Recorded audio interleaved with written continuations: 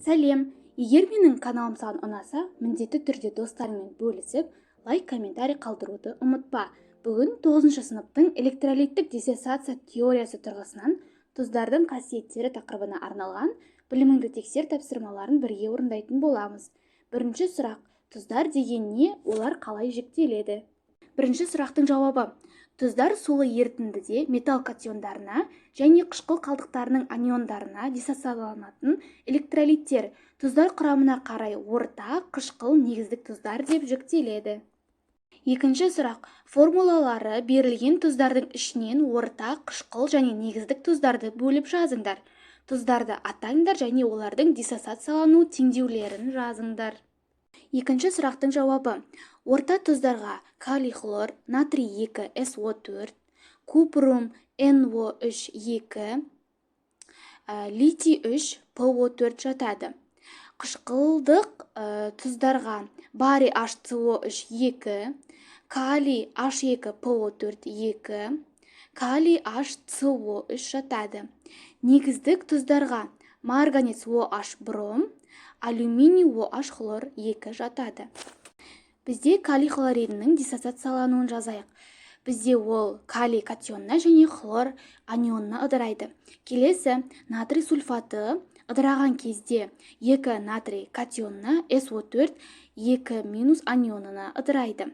Келесі: мыстың 2 валентті нитраты купрум NO3 2 диссоциацияланған кезде купрумның катионына 2 NO3 анионына ыдырайды. Литий фосфаты литий 3 PO4 диссоциацияланған кезде 3 литий катионына және PO4-тің анионына ыдырайды. Келесі: барий гидрокарбонаты барий H CO3 2 диссоциацияланған кезде барий катионына және 2 HCO3 анионына ыдырайды. Кальций дигидрофосфаты кальций H2 PO4 2 диссоциацияланған кезде кальций катионына және 2 H2 PO4 анионына ыдырайды. Калий гидрокарбонаты калий HCO3 диссоциацияланған кезде калий катионына және HCO3 анионына ыдырайды. Келесі: магний гидроксибромиді магний OH бром диссоциацияланған кезде магний OH катионына және бром анионына ыдырайды. Бұл бізде толық емес электролиттік диссоциация болып табылады. Сондықтан келесі бізде магний OH-тың диссоциациялануын жазамыз. Ол бізде магний катионы және де гидроксо анионына ыдырайды. Келесі: алюминий гидроксохлориді алюминий OH хлор диссоциацияланған кезде алюминий OH катионына және хлор анионына ыдырайды. Бұл бізде толық емес электролиттік диссоциация және толығын жүргізу үшін алюминий OH-ты ыдыратамыз. Ол кезде алюминий катионы және де OH анионы түзіледі. Үшінші сұрақ: формулалары берілген тұздардың құрамындағы элементтердің тотығу дәрежелерін анықтаңдар. Үшінші сұрақтың жауабы: магний хлор 2. Сіздер білесіздер, хлордың тұрақты тотығу дәрежесі -1, магнийдікі +2.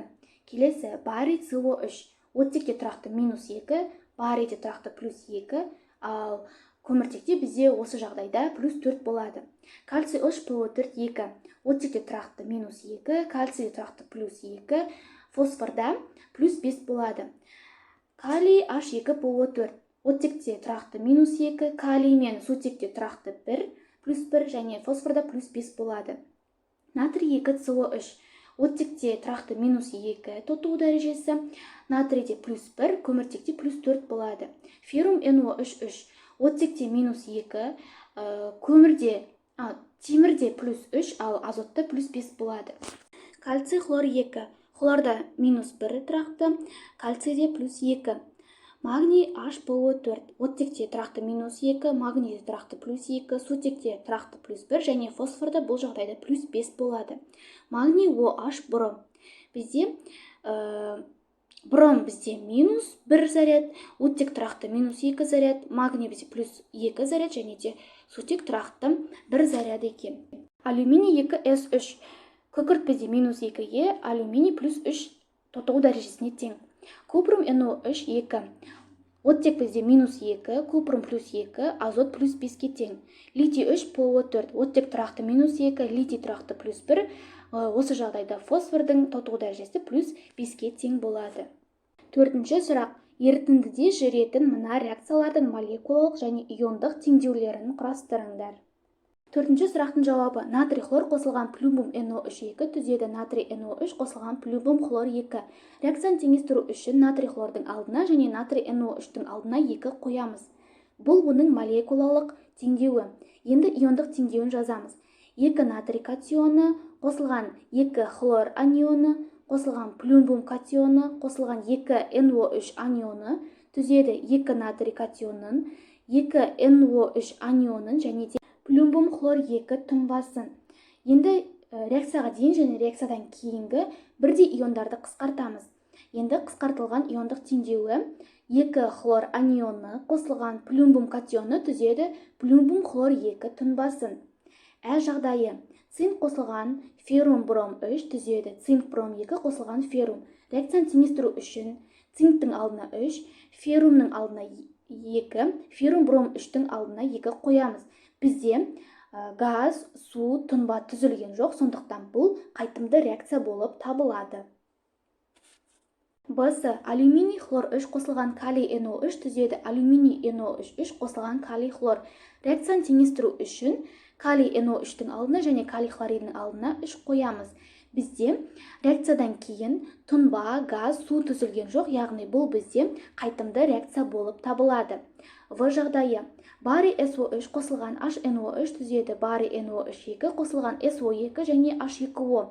Бізде SO2 газы мен су түзілген.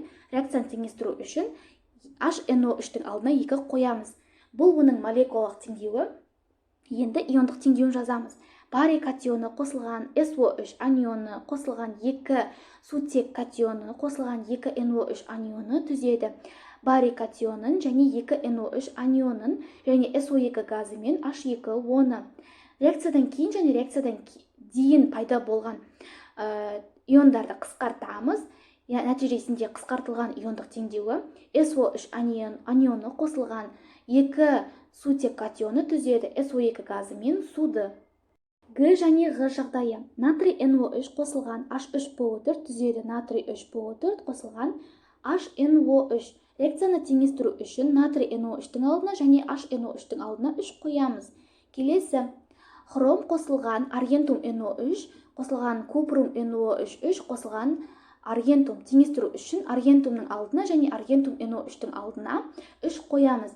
Бізде реакция нәтижесінде тұз, тұнба, су түзілген жоқ, яғни бұл бізде қайтымды реакция. Д жағдайы: барий OH2 қосылған калий 2 SO4 түзеді барий SO4 қосылған калий OH. Теңестіру үшін калий OH-тың алдына 2 қоямыз. Енді иондық теңдеуін жазамыз. Барий катионы қосылған 2 гидроксид анионы қосылған 2 калий катионы қосылған SO4 анионы түзеді барий SO4 тұнбасын және 2 калий катионы мен 2 OH анионын. Реакциядан кейін реакциядан дейінгі иондарды қысқарттық. Енді оның қысқартылған иондық теңдеуі барий катионы қосылған SO4 анионы түзеді барий SO4 тұнбасын. Бесінші сұрақ: темірдің 3 валентті хлоридін бірнеше әдіспен алу реакцияларының теңдеуін жазыңдар. Бесінші сұрақтың жауабы: феррумға хлорды қосу арқылы ала аламыз, яғни бізде феррум хлор 3 шығады. Реакцияны теңестіру үшін феррум хлор 3-тің алдына 2, хлордың алдына 3, темірдің алдына 2 қоямыз. Келесі реакция: феррум 2O3 қосылған H хлор. Нәтижесінде феррум хлор 3 қосылған H2O түзіледі. Реакцияны теңестіру үшін феррум хлор 3-тің алдына 2, судың алдына 3, H хлордың алдына 6 қоямыз. Келесі реакция: феррум 2 SO4 3 қосылған барий хлор 2. Нәтижесінде бізде феррум хлор 3 шығады және барий SO4 тұнбасы шығады.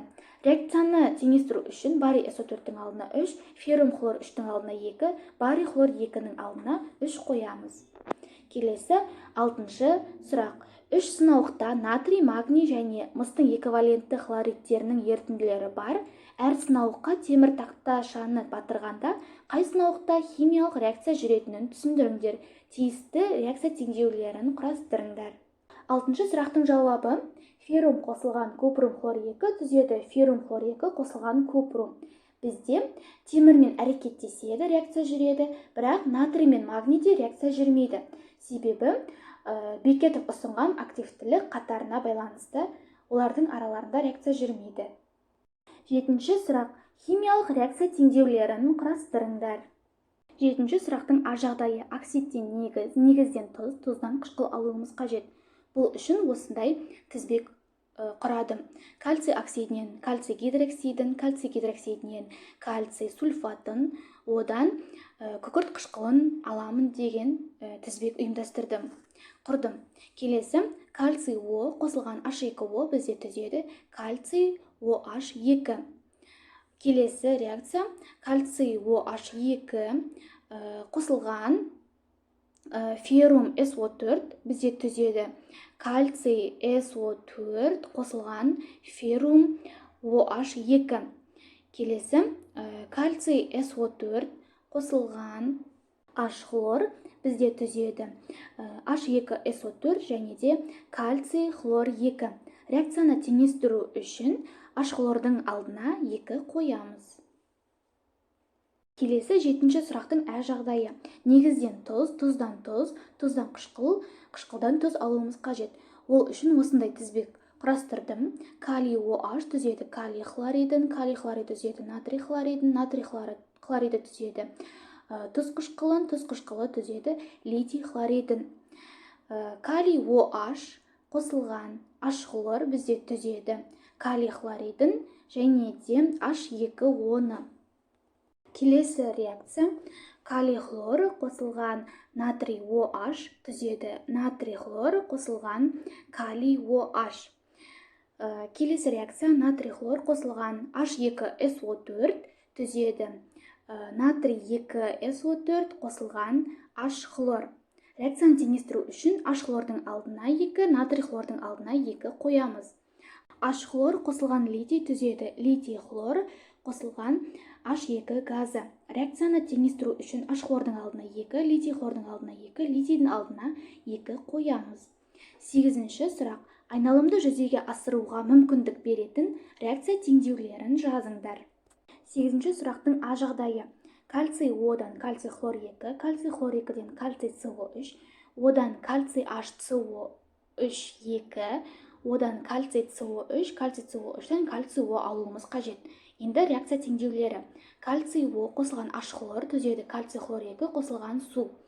Реакцияны теңестіру үшін H хлордың алдына 2 қоямыз. Келесі: кальций хлор 2 қосылған H2CO3 түзеді кальций CO3 қосылған H хлор. Теңестіру үшін H хлордың алдына 2 қоямыз. Кальций CO3 қосылған CO2 қосылған су түзеді кальций HCO3 2. Кальций HCO3 2-ні температура әсерінен қыздырып, кальций CO3 қосылған CO2 және су ала аламыз.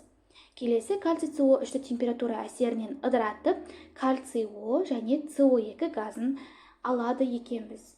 8-ші сұрақтың Ә жағдайында алюминийден алюминий хлор 3, одан алюминий OH3, алюминий OHSO4, алюминий 2SO4 3 және алюминий PO4 алуымыз қажет. Алғашқы реакция: алюминий қосылу H хлор түзеді алюминий хлор 3 қосылған H2 газы. Теңестіру үшін алюминийдің алдына 2, алюминий хлор 3-тің алдына 2, сутектің алдына 3 және алюминий хлордың алдына 6 қоямыз. Алюминий хлор 3 қосылған купрум OH2 түзеді алюминий OH3 қосылған купрум хлор 2. Алюминий хлор 3 пен алюминий OH3-тің алдына 2, купрум OH2 мен купрум хлор 2-нің алдына 3 қоямыз. Алюминий OH3 қосылған H2SO4 түзеді алюминий OHSO4 қосылған су. Реакцияны теңестіру үшін судың алдына 2 қоямыз. Алюминий OHSO4 қосылған H2SO4 түзеді алюминий SO4 3 қосылған H2O. Реакцияны теңестіру үшін судың алдына 2 және алюминий OHSO4-тің алдына 2 қоямыз. Алюминий 2SO4 3 қосылған натрий 3PO4 түзеді алюминий PO4 қосылған натрий 2SO4. Реакцияны теңестіру үшін Натрий 3 ПО4-тің алдына 2, алюминий ПО4-тің алдына 2, натрий 2 СО4-тің алдына 3 қоямыз. Келесі Б жағдайы. Калийден калий 2О, калий OH, калий хлор және калий NO3 алуымыз қажет. Алғашқы реакция. Калий қосылған O2 түзеді калий 2О. Реакцияны теңестіру үшін калийдің алдына 2, калий 2Оның алдына 2 қоямыз. Калий 2О қосылған су түзеді калий OH. Реакцияны теңестіру үшін калий OH-тың алдына 2 қоямыз. Калий OH қосылған H хлор түзеді калий хлор қосылған су. Калий хлор қосылған HNO3 түзеді калий NO3 қосылған H хлор. Бірінші есеп. Массасы 400 грамм натрий гидроксиді бар ерітіндіге мыстың эквивалентті хлоридінің ерітіндісін қосты. Түзілген тұнбаның массасын анықтаңдар. Есептің берілгені натрий OH бізде 400 граммға тең, табу қажет купрум OH2-ні. Ол үшін ең алдымен реакция теңдеуін жазамыз. Натрий OH қосылған купрум хлор 2 түзеді купрум OH2 қосылған натрий хлор. Реакцияны теңестіру үшін натрий хлордың алдына 2 және натрий OH-тың алдына 2 қоямыз. Бізде есептің берілгенінде натрий OH 400 граммға тең, ал купрум OH2-ні табуымыз қажет, ол X граммға тең.